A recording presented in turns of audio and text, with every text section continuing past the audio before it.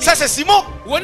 Si c'est toi, ordonne-moi que je marche sur les eaux. dans les émotions. Il était libre. La foi A quelque chose à voir avec les émotions. Les émotions doivent, Your emotions must be moved by your faith. Autrement, tu n'auras rien.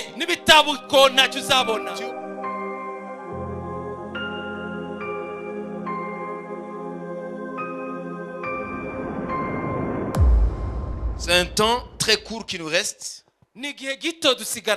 avant que Jésus revienne pour prendre l'église selon les Écritures et l'accomplissement. À ceux qui connaissent la Bible, nous vivons les temps précurseurs du retour de Christ. C'est le temps où chaque étudiant de la Bible doit être sur ses gardes, doit racheter le temps. C'est le temps de vivre en comptant sur le Seigneur seul. C'est le temps où Jésus devrait être tout pour nous. Ce n'est pas le temps d'avoir des convoitises. C'est le temps de s'accrocher au Seigneur. Parce que le monde va passer avec ses convoitises. Et la figure de ce monde va passer très vite. À moins que tu sois l'enfant de la perdition. À moins que ton cœur soit endurci. À moins que tu ne crois pas à ce qui est le ciel et l'enfer. Mais nous sommes dans des temps incertains. Les temps incertains, ce sont des temps où à n'importe quel moment Jésus peut amener l'église. Il n'y a pas de doute à cela. Personne ne connaît ni le jour ni l'heure. Mais les temps, nous sommes dedans. Nous sommes dans ces temps-là. Même les politiciens du monde le voient. Combien faut raison les chrétiens? Vous comprenez? Nous ne sommes pas dans des temps où il faut jouer. Il faut lire la Bible, demander au Seigneur à ce que tu mettes en pratique la parole de Dieu. Celui qui plaît au Seigneur, c'est celui qui met en pratique sa parole. Ce n'est pas celui qui assiste à des cultes. Non. C'est celui qui met en pratique la parole de Dieu. C'est celui-là qui est agréable au Seigneur. Alors ce que Dieu nous dit, nous allons continuer à vous le transmettre pour que les enfants du royaume soient enrichis dans la connaissance du projet de Dieu. Amen. Amen. Parce que tous ne sont pas enfants de Dieu. Tous sont des créatures de Dieu. Mais tous ne sont pas enfants de Dieu. Les enfants de Dieu, ce sont ceux qui vivent une relation personnelle avec Christ. Et qui vivent la parole de Dieu dans leur vie. Ceux-là sont enfants de Dieu. Et ceux-là, Dieu va les préparer comme une épouse qui est préparée pour l'époux. Amen. Amen. Alléluia. Amen. Et j'espère que tu ne perdras pas ton temps dans les églises. Dans les églises. Si tu sais que Dieu et sa parole sont vrais. Amen. Amen. Faut pas perdre ton temps. Autant aller jouer au billard au lieu d'aller dans les églises. Alors que ta vie n'est pas en accord avec la parole de Dieu. Dieu nous amène à un temps où nous allons vivre la foi de la parole de Dieu. Si Dieu dit, jetez le filet, nous n'allons pas hésiter. Nous allons jeter le filet. Ça veut dire quoi? Si Dieu dit, crois ceci, tu vas marcher dans la foi. Alléluia. Si Dieu dit, fonce là, tu vas foncer. Si Dieu dit, prends les nations, tu vas les prendre. Si Dieu dit, donne, tu vas donner.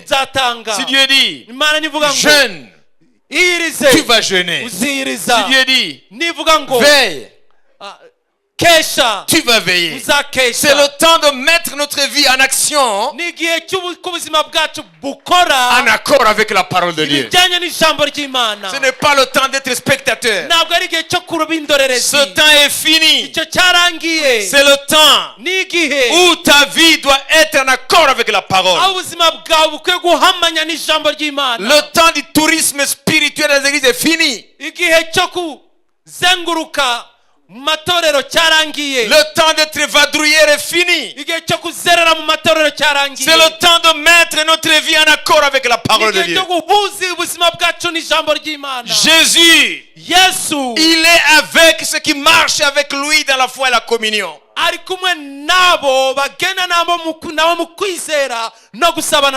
Ceux qui ont marché avec Jésus, ils ont été des personnes qui ont marqué la société. Vous voyez, Jephthé a payé le prix lourd. Sa fille est unique. C'est parce qu'il croyait en la réalité de l'Éternel. C'est pourquoi il n'a pas refusé ce qu'il avait prononcé par sa bouche. S'il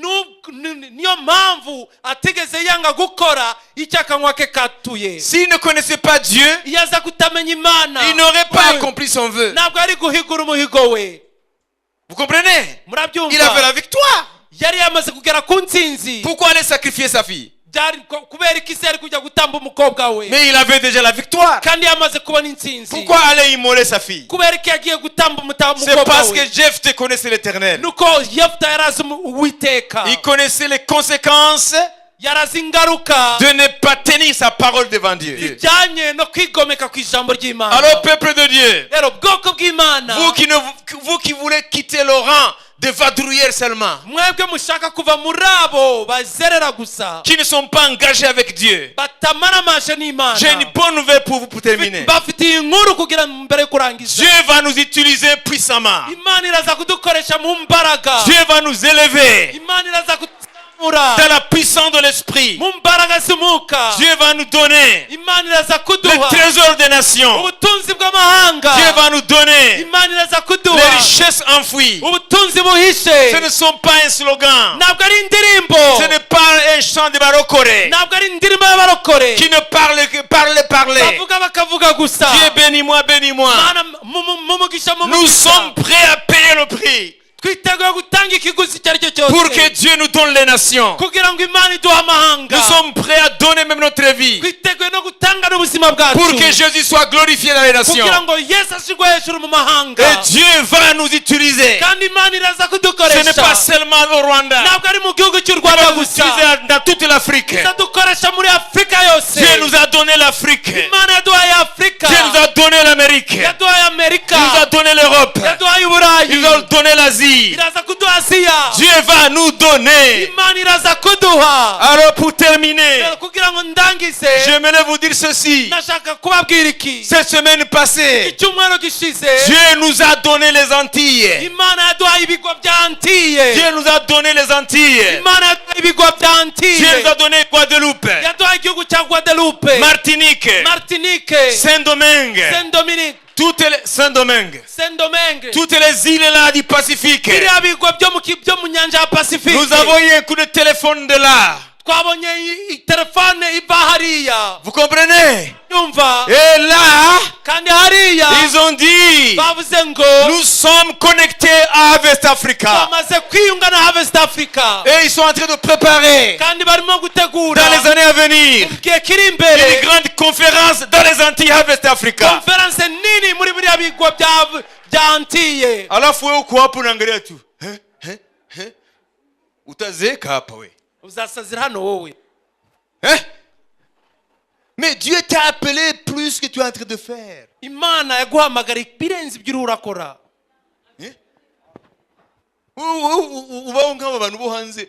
Toi tu n'es pas bo hanze. Nimba warakijwe bikuri. Ta destinée est différente de la destinée des autres. Umuhamagaro wawe unyuranye n'uw'abandi bose. Ce n'est pas longtemps. Ntabwo ari kera. Ici même. Hano. Dieu a dit je vous donne les nations. Imana itubwira ngo iduhaye amahanga. Et voilà. Dore none. Maintenant nous sommes aux Antilles. Ubu twageze muri bya bigwa byo muri Antilles. Et là aux États-Unis, il y a des hommes de Dieu, des femmes de Dieu qui vont représenter les Antilles là dans Harvest Africa, Georgia. Harabagore, harabagabo, abakozi b'Imana bazaserukira bira bigwa bya Antilles muri iriya conference yo muri Georgia muri Amerika. Pour voir les frères et les sœurs de Han. Kugira ngo babone abakobwa n'abagabo bo muri Han. Afin qu'ils voient comment ils vont préparer Han chez eux. Kugira babone barebera uko bazajya gutegura Han wabo. Alors moi je vous demande. Rero ndababaza ikintu kimwe. Vous croyez que mutekereza mwizera ko Saint François qui va dans le laps de temps de sa vie faire tout ce job? Ko ari François muri aka gahe gato azajya gukora uyu murimo wose? Mais il faut croître. Ariko mukwiye gukura. Et il faut grandir. Mukwiye gukura. C'est ça. Nibyo. Ça c'est révolu. Ibyo byarahindutse. C'est le temps de mettre notre vie sur l'autel comme la fille de Jephthé. Cyo kuzana ubuzima bwacu ku gicaniro nk'umukobwa wa Yefuta. C'est le temps de dire Seigneur, moi et tout ce qui m'appartient, je l'offre sur ton autel.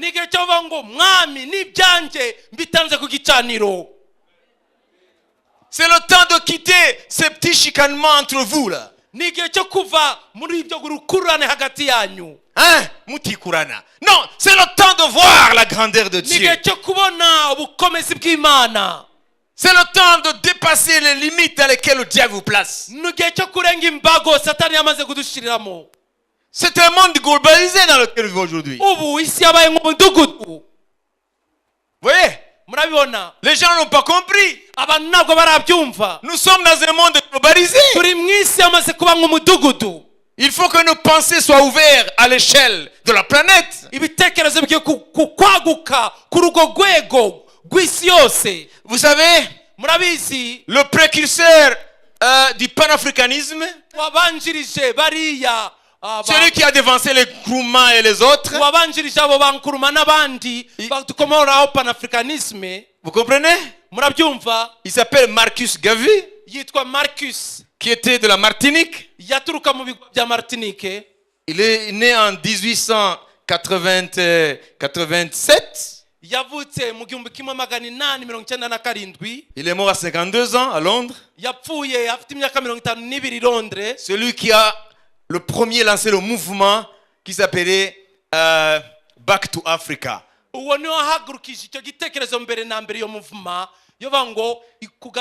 tous les Africains par pied dans le monde, amenés par l'esclavage, reviennent sur la terre de les ancêtres.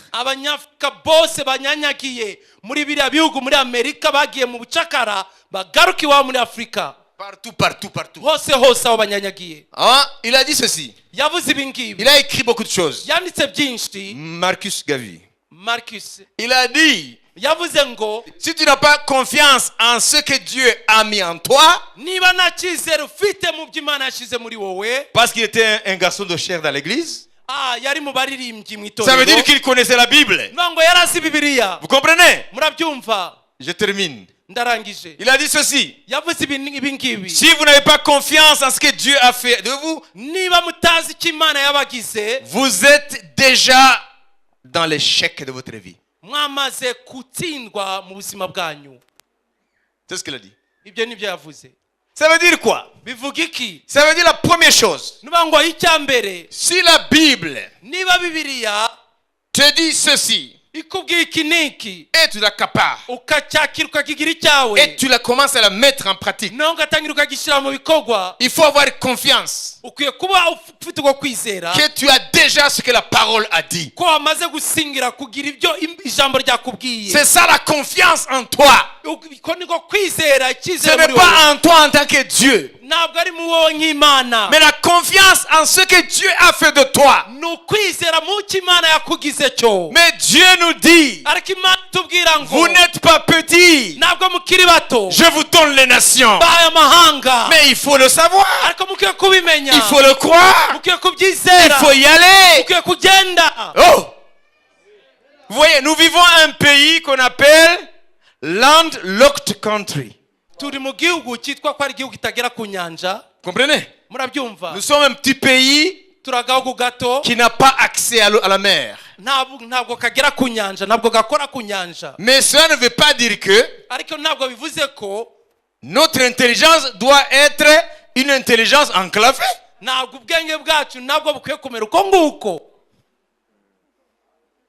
We are not locked in our mind.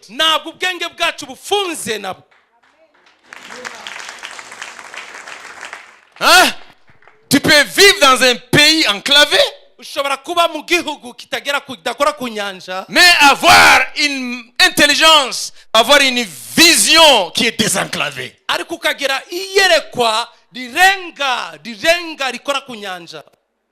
Désenclavé. Malheureusement, il y en a qui vivent dans un petit pays enclavé et Satan enclave leur intelligence. Dans un pays enclavé, une intelligence enclavée. Ça, c'est la mort. Marcus avait dit, si tu ne crois pas en ce que Dieu dit que tu es, tu as déjà échoué. N'attends pas l'échec. Tu as déjà échoué. Potentiel raté. Crois en ta destinée. Si c'est Dieu qui l'a dit. Amen. Même si les hommes disent tu es nul.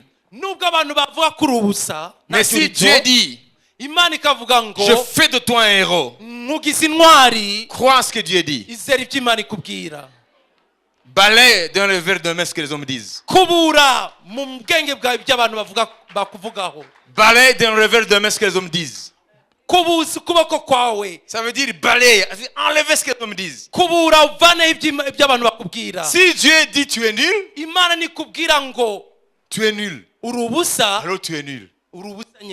Même si le monde entier dit tu es quelqu'un, tu es un héros, c'est zéro.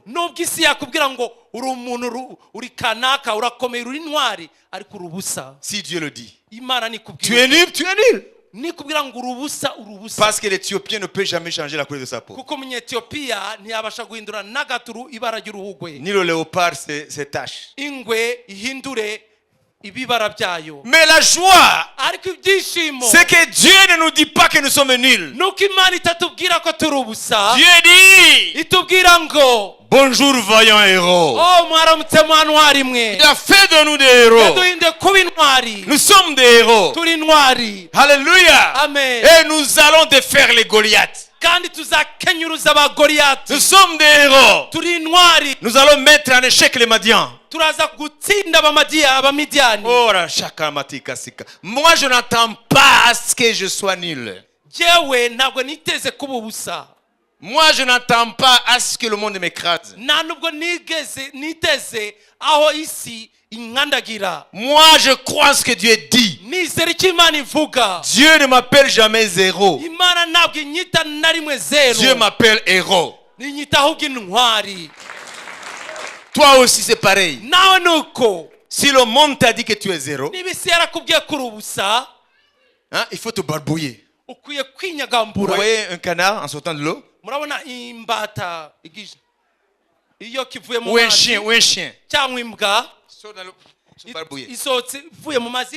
il est temps de nous barbouiller tout ce que le monde a placé sur nous. Tout ce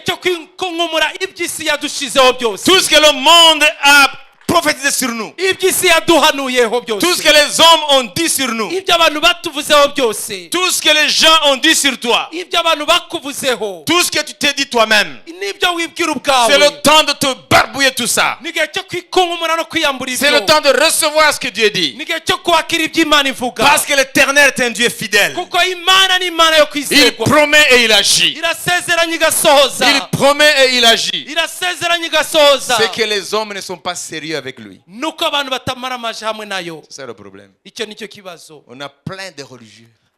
y'amadini gusa, Mais les gens, les vrais, ariko abukuri qui marchent avec Dieu, bagendana n'Imana il y en a très peu. ni bake cyane, Surtout ici. cyane cyane hano.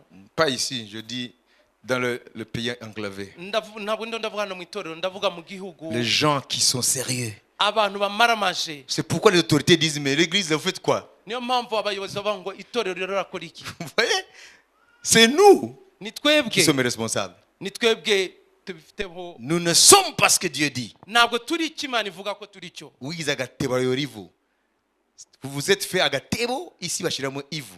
mwigize agatebo, isi bashyira Nenda kutoa uchafu pale. genda mujugunye. Mais si tu es ce que Dieu dit, ariko niba uri icyo Imana ivuga ko qui uri cyo, viendra mettre sa saleté en toi? ninde uzaza gushyira umwanda muri wowe? Parce que Dieu dit, kubera ko Imana yavuze ngo, et la chose arrive. kandi bigakoreka. Tu es héros. uri intwari, Il y a une robe de héros qui tombe sur toi. hakaza umwitero w'ubutwari uza kuri wowe. Tu es héros. uri intwari, Il y a le manteau de héros. haza umwitero w'ubutwari. Moi, je vais prier pour vous. njyewe ndashaka kubasengera Pour que vous changiez de mentalité. kugira ngo muhinduke mu bitekerezo byanyu. Tout est là. byose birahari.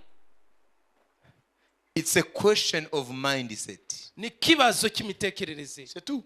nibyo Vous comprenez? murabyumva. Amen. C'est mindset. ni imitekerereze. C'est là où se joue la guerre. aho niho intambara irwanirwa. Ce n'est pas là. ntabwo ari ahangaha, C'est ici. ni hano mu bitekerezo. Vous comprenez? murabyumva. Si un fou se dit qu'il est devenu un grain de sorgho, umusazi natekereza akibwira ko yabaye akabuto k'ishaka, il verra une poule et s'enfuir. azajya abona inkoko ahita ahunga. Parce que dans sa tête, il sait qu'il est un sorgho, un grain de sorgho.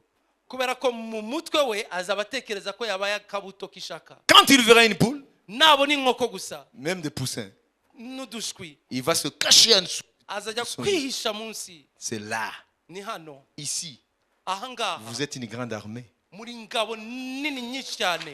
Mais le problème est ici. ariko ikibazo kiri hano. Ici, hano c'est là où se trouve la misère. aho niho aha ni ubutindi buri. Amen. amen. Il faut lutter avec ça. muke kurwana n'ibitekerezo. Vous comprenez? amen. Toi, tu peux avoir 20 000 francs ici. ushobora kuba ufite ibihumbi 20 hano mu mufuka, Et ici, ariko hano mu mutwe il y a une voix qui dit, hari kabijwi rikubwira ngo c'est ça ton père et ta mère. ibi nibyo so na nyoko. Touche pas. ntukoreho. Quand tu n'auras plus les dents, igihe nta menyo uzaba ugifite, c'est là où tu vas voir. hariya nibwo uzajya kubirebaho. rero C'est ici. ni ahangaha mu mutwe, C'est là. aha mu Ah, bitekerezo nous, Harry locked. niho hafunze. Quand c'est ouvert, iyo hafungutse tu rero te vois dans la dimension de ce que Dieu dit. wibona muri ubwo buhangaga Imana ikubonamo. Alors ta vie commence à prendre une autre forme. ubuzima rero bwawe bugatangira bugafata indi shusho. Alléluia. amen. Alléluia. amen. Alléluia. amen. Alléluia. amen. Il y en a qui ont dit, non, ici au Rwanda, on ne peut pas avoir un avion privé. Il y a pas, la loi ne réglemente pas ça. hari abavuga ngo hano mu Rwanda ntabwo twabona indege. Non, non, l'avion privé, le jet privé. indege ku giti cye kuko amategeko ntabwo abyemera. Vous comprenez? murabyumva. Et les gens, dans la tête, disent, il faut demander des vélos. abantu noneho mu bitekerezo bahita bavuga icyo tukwiye kwisabira n'amagare. Mais je me dis ceci.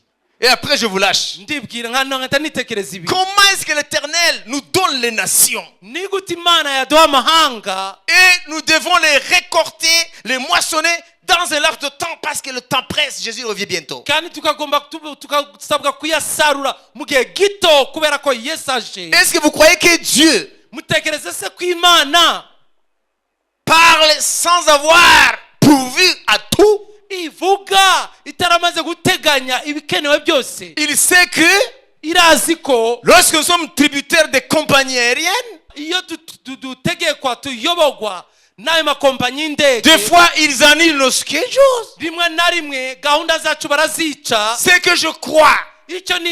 Si Dieu nous donne les Antilles, si Dieu nous donne les États-Unis, si Dieu nous donne le fin fond de l'Asie, certainement il a pourvu un jet pour ça. Et vous allez me dire, tu n'auras pas de parking. Parce que la loi ne dit pas que tu mettre ton avion là-bas. Moi, ce n'est pas mon problème. Non. Si Dieu t'a donné les oreilles, c'est que tu auras besoin d'entendre. Si Dieu t'a donné le ventre, c'est que tu mangeras ou tu auras des enfants. Alors, moi, mon problème, ce n'est pas savoir le parking. Je ne sais pas demain. Ce que je sais, lorsque Dieu va amener son avion, il y aura une loi qui libère cela.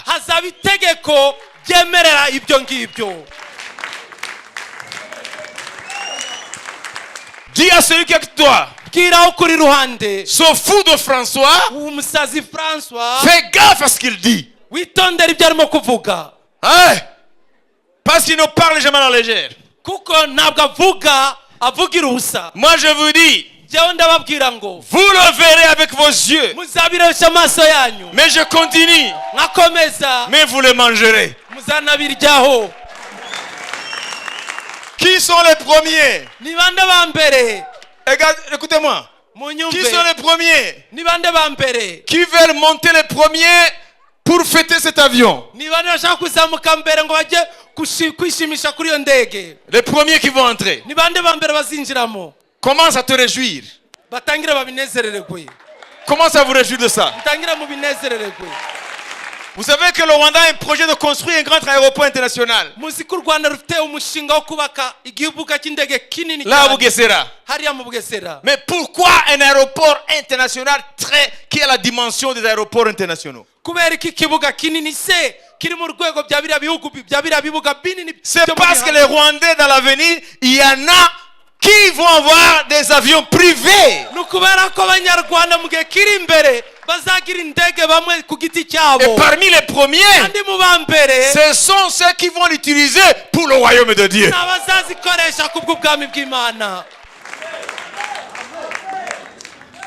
Vous savez, ce sont les fous en Christ qui se sont emparés du royaume. C'est bon d'être sage. C'est bon. Mais ce sont les fous du royaume. Ce sont les fous de Christ qui risquent tout et qui voient la gloire. Hein? Qui paraît fou dans le royaume. C'est la sagesse de Dieu. Amen. Non, tu peux avoir une pensée comme la mienne. Et même si dans ton porte-monnaie, il y a 0 franc. Est-ce que tu vas te lamenter comme les autres? Non. Parce que ton intelligence, ton mind, ta pensée, tu parles en termes de millions, de milliards de dollars. Toi, tu as déjà des jets privés. Ça veut dire que tu as dépassé les problèmes de francs rwandais. Même si présentement, tu n'as même pas 100 francs. Quand tu passes dans les aéroports, tu dis le mien. Il va atterrir sur cette place, sur le tarmac. C'est là où l'avion va atterrir. Des fois, tu vas là-bas pour te promener et commencer à leur dire, bientôt vous allez servir. Là. Vous allez m'accompagner sur mon avion.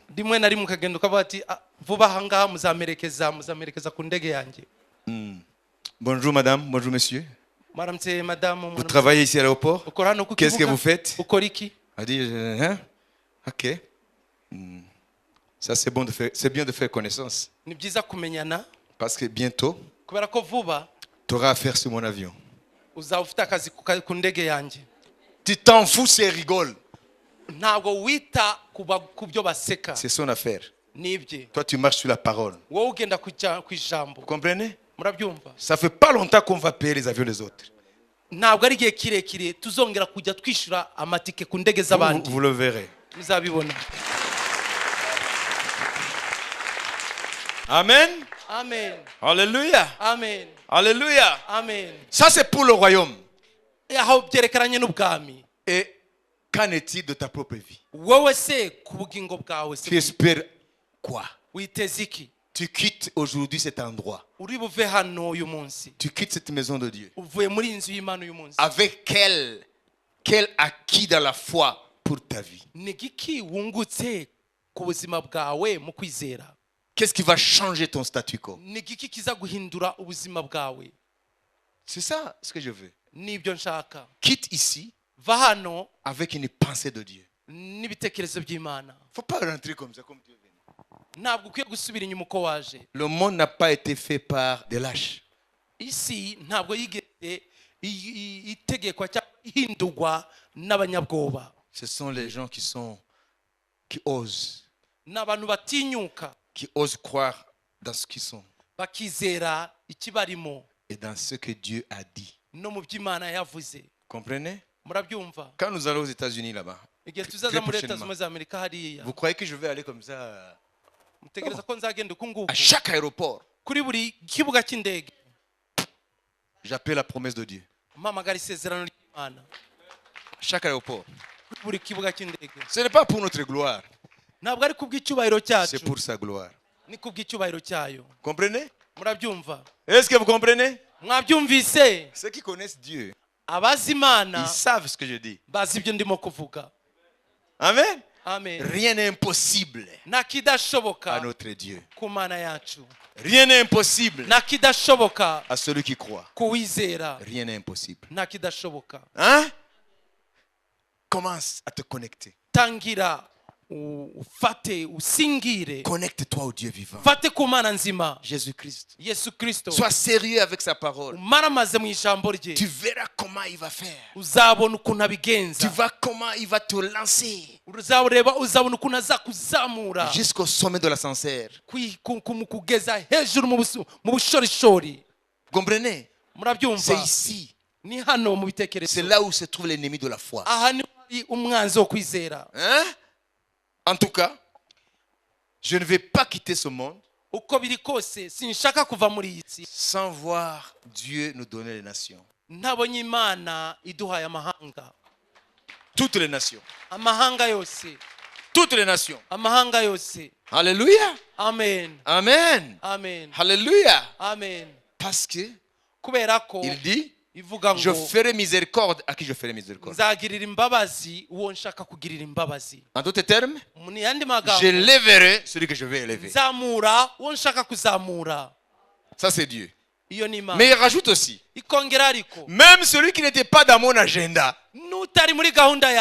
mais si par l'audace de sa foi, et qui se donne entièrement à moi, qu'il vient comme un fou, alors celui-là, quelque chose va me quitter et va l'impacter, comme la femme qui était atteinte de sang. Elle n'était pas sur l'agenda. La loi l'éloignait de Jésus. Vous comprenez? Si vous lisez la loi, elle était bannie de la présence des hommes. Donc ça veut dire que de telles femmes sont bannies de la présence des hommes. Vous comprenez? Et combien le Messie, le Saint des Saints, il a saisi Jésus. Ça veut dire qu'il a été folle. Elle a reçu ce qui n'était pas prévu. Comprenez aussi la femme syrophénicienne qui a dit à Jésus, aie pitié de mon enfant. Son enfant était malade, agité par les démons. Elle venait de Syrie, du côté de la Syrie et le Liban là-bas. Elle n'était pas israélienne, elle n'était pas juive. Mais elle avait entendu parler du Messie. Aie pitié de moi. Guéris mon enfant. Le maître a dit, il ne faut pas donner le pain des enfants aux chiens. Et la femme a compris le langage de Jésus. La femme a compris le langage de Jésus. Elle a dit, Seigneur, c'est vrai. Mais les petits chiens qu'on appelle les chiots, les petits chiens, les chiots, sont sous la table des maîtres. Et quand les patrons mangent, les miettes qui tombent, les chiens se regardent. Il dit, il m'a appelé chien. Mais ceux qui ne connaissent pas la Bible, ils diront que Jésus a insulté. Non, c'est parce que tu ne connais pas la Bible. C'est un langage. Les Juifs nous appelaient des chiens. Les non-Juifs. Vous comprenez? Et la femme a dit, les petits chiens mangent les miettes qui tombent sur la table. Jésus a compris ce langage. Il a dit, c'est terrible. Femme, qu'il te soit fait selon ta foi. Et son enfant a été guéri. Vous comprenez? Ça veut dire toi, même si tu n'as pas une parole particulier pour toi, et que tu saisis ce que Dieu dit, et que tu actes sur ça, certainement quelque chose va venir du Seigneur, va changer le cours de ta vie. Oh alléluia. Mais les gens qui sont là, avec la mollesse du caractère, Inch'Allah, Inch'Allah, unajua ukisema Mungu akipenda atanibariki, en d'autres termes tu es en train de dire akipenda ache.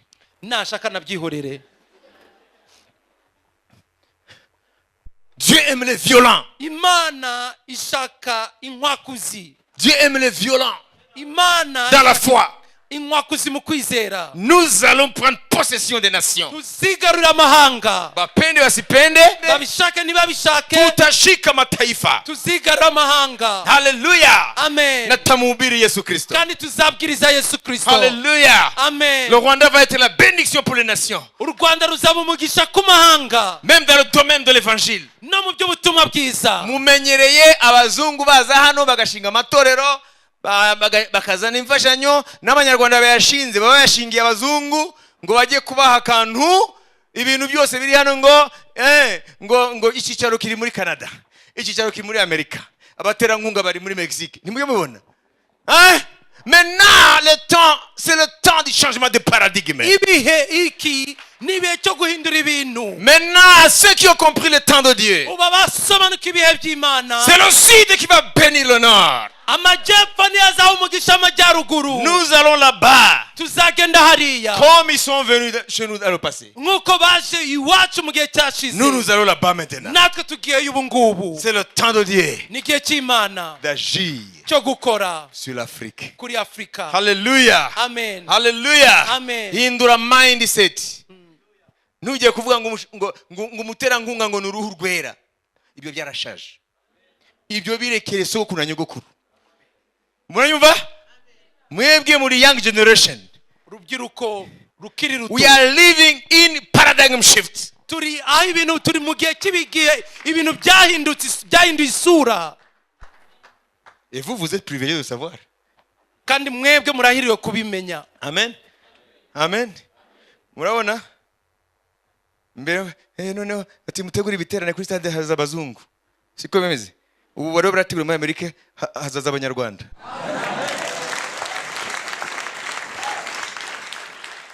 Alléluia. Pays enclavé. Igihugu kitakora ku nyanja. Great mind. N'ibitekerezo bigari. Great vision. Niyerekwa rigari. Erega ntago muri abasazi ba Yesu. That is your trouble.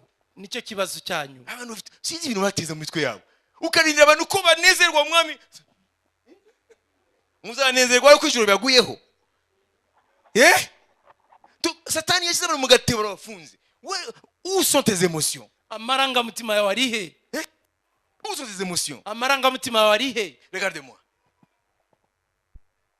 Seigneur, mwami, si c'est toi, niba ari wowe, ordonne-moi negeka que je marche moi aussi sur les eaux. Nanjye ngendere hejuru y'amazi. Qui l'a dit? Ninde wabivuze? Pourquoi pas Jean? Kubera ko atari Yohana. Pourquoi pas Jean? Kuko atari Yohana. Pourquoi pas Matthieu? Kuko atari Matayo. Pourquoi pas Barthélemy? Kuko atari Bartholomayo. Pourquoi pas Judas? Atari Yuda. Pourquoi pas kubera iki les 11? Atari bari 11. Pourquoi Simon Pierre? Kubera iki Simoni Petero, fils de Jonas? mwene Yonasi. C'est parce que cet homme, nukubera ko uyo mugabo, c'était une fournaise dans les émotions. yari nk'itanura mu marangamutima ye. C'était un volcan. Yari nk'ikirunga. C'était un sanguin de tempérament. Marangamutima yarabiraga. Vous comprenez? Murabyumva? Mais les autres, ariko bari bameze uku, muzimu, fantôme. Mais il a dit, Seigneur, ça c'est Simon. Si c'est toi, ordonne-moi que je marche sur les eaux. Dans les émotions, il était libre. La foi a quelque chose à voir avec les émotions. Les émotions doivent, your emotions must be moved by your faith. Autrement, tu n'auras rien. Tu auras une seule chose. Parce que tu es un homme gentil, une femme gentille, qui n'aime pas les cabarets, qui n'aime pas la position, qui donne sa dîme régulièrement, et les offrandes comme celle-là. Ce que tu vas gagner, c'est être sauvé de la gêne. Full stop. Les autres bénédictions sur cette terre, tu ne les auras pas. Parce que Dieu les réserve au bouillant. Au bouillant de la foi. Vous comprenez? Les Rwandais, il faut leur parler dans leur langue. Umuntu yagiye gutira imfizi, agezeyo atangira kuvuga ibya Kampala n'ibya Kinshasa n'ibya Zambia, ubundi ari ayizira w'inkwakuzi avec les émotions comme celle de Simon Pierre. N'amarangamutima nka Pete, nka Simoni. Hodi karibu. Muravuga kwa ati ndaho tari kunari nkeneye amfizi ibi nibi. L'autre n'a rien dit jusque là. Wa undi ntacyari akavuga waje mbere. Urayikeneye hari kintu nakwimase ati uzitura yamfizi ori ariko nanjye nicyo cyari kinzanye.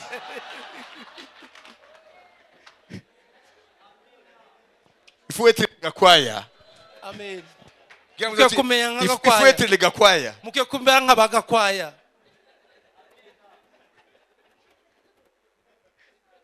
Bon appétit.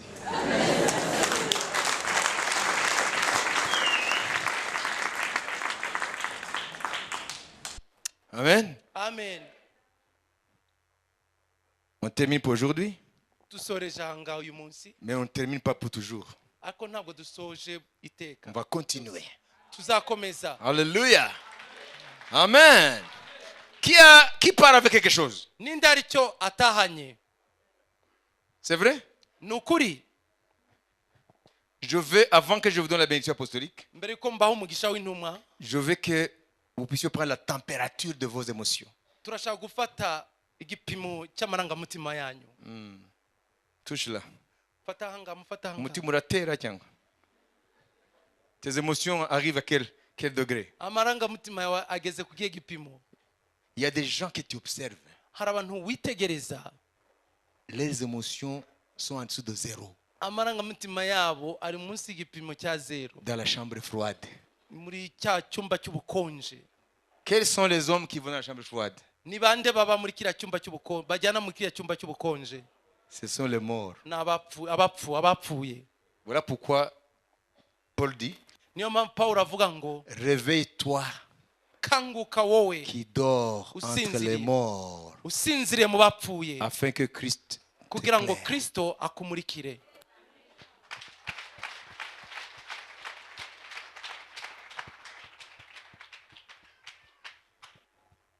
Ceux qui n'ont pas encore reçu la grâce de mettre Jésus sur le trône de leur vie, ils vont venir ici devant. Abatarakira ubuntu bwo kwakira Yesu nk'umwami n'umukiza w'ubugingo bwabo baze hano imbere.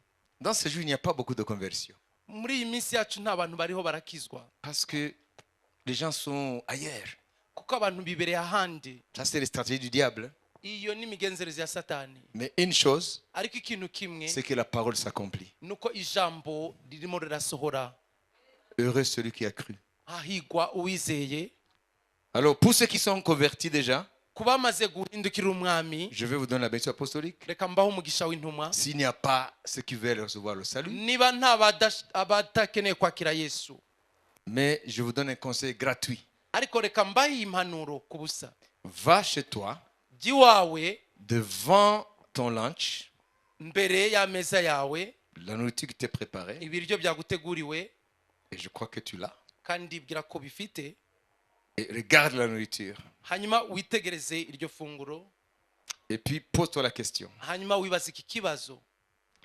Si cette nourriture pourrait parler, ibiryo biramutse bibashije kuvuga, quel message me donnera-t-elle? byakambwiye iki? Et moi, je vais parler à l'endroit de la nourriture. Elle te dira ceci. Si vraiment je suis succulent, délicieux, au moins souris-moi. Mange-moi en souriant. Faut pas me manger comme si je suis devenu un piment. Mais quand même, si je suis succulent, si je suis délicieux, montre-moi que tu te réjouis de moi. Là, tu vas te repentir. Et dimanche prochain, ou mercredi et vendredi, ceux qui ont encore la bonne habitude de venir, qui vivent Hébreux 10, 25. Ils viendront ici et ils ne vont plus manger en graissant les dents, renfrogner, parce qu'ici c'est la table du Seigneur. Qui a compris mon message? C'est philosophique. Sasa ukienda kula usiende bugari nitakula tu. Non, et tu manges là le gigot, tu manges cuisse de poulet. Mais qui a créé le poulet? C'est toi. Au moins souris à celui qui a créé le poulet.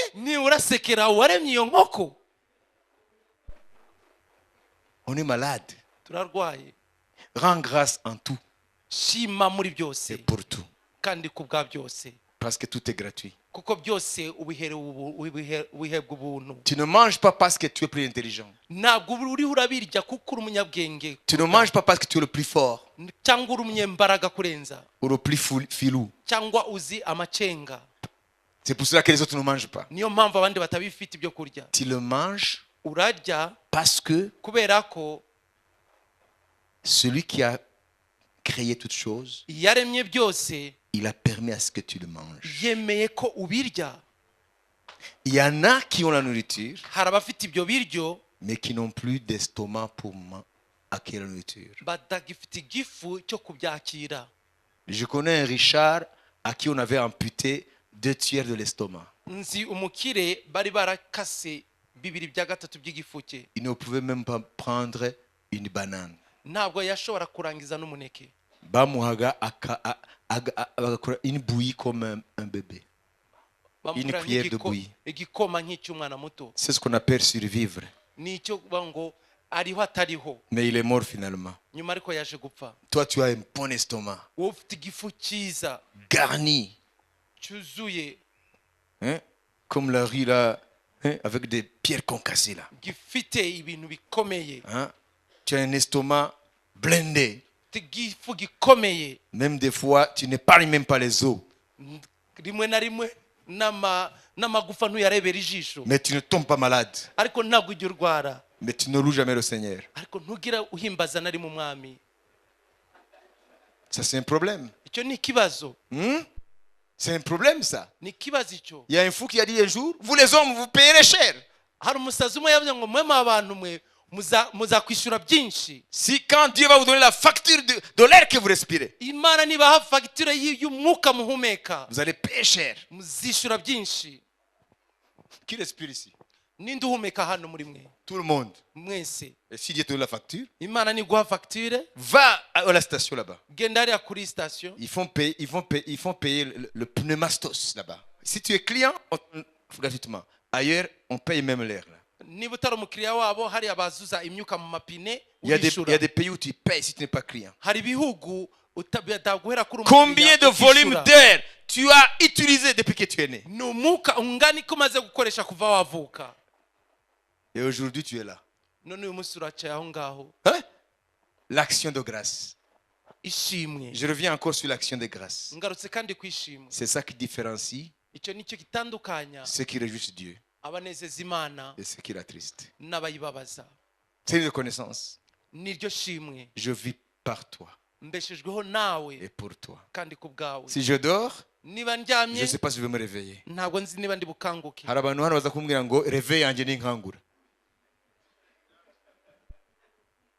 Est-ce que réveil est aho wagiyeho ko rimwe uri ari iwanyu mu byaro havuye utara umusirimu ukaba wamaze kuba umusirimu muri Kigali ariko mu nzozi ugasubira ari urahinga imishiki uratera ibijumbo ukuraho n'amashu n'ibiki qui te ramène dans ton corps là. Ce n'est pas ton réveil, c'est Dieu qui te réveille. Levons-nous. Alléluia. Amen. Unaweza kumpepea Bwana Yesu? Acclamons le Seigneur. Alléluia. Amen. Amen. Seigneur, bénis tes enfants. Chacun de tes enfants. Que ce moment de partage soit un moment de nous enrichir mutuellement. Tu aimes chacun d'entre nous. Et tu ne veux que personne ne périsse. Tu veux que tous vivent au centre de ton amour.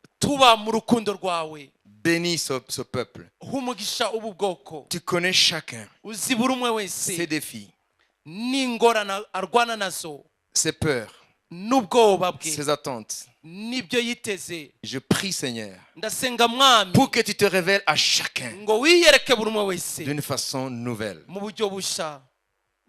Et que la crainte de Dieu s'installe en nous.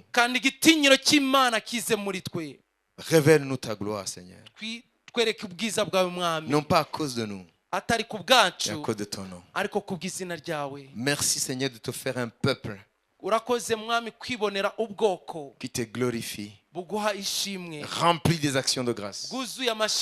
Merci pour ta parole, qu'elle transforme nos vies. Nous te donnons toute la gloire dans nos vies, Seigneur. Et nous nous attendons à bien finir l'année et à commencer celles qui viennent dans une nouvelle dynamique de foi, une foi conquérante.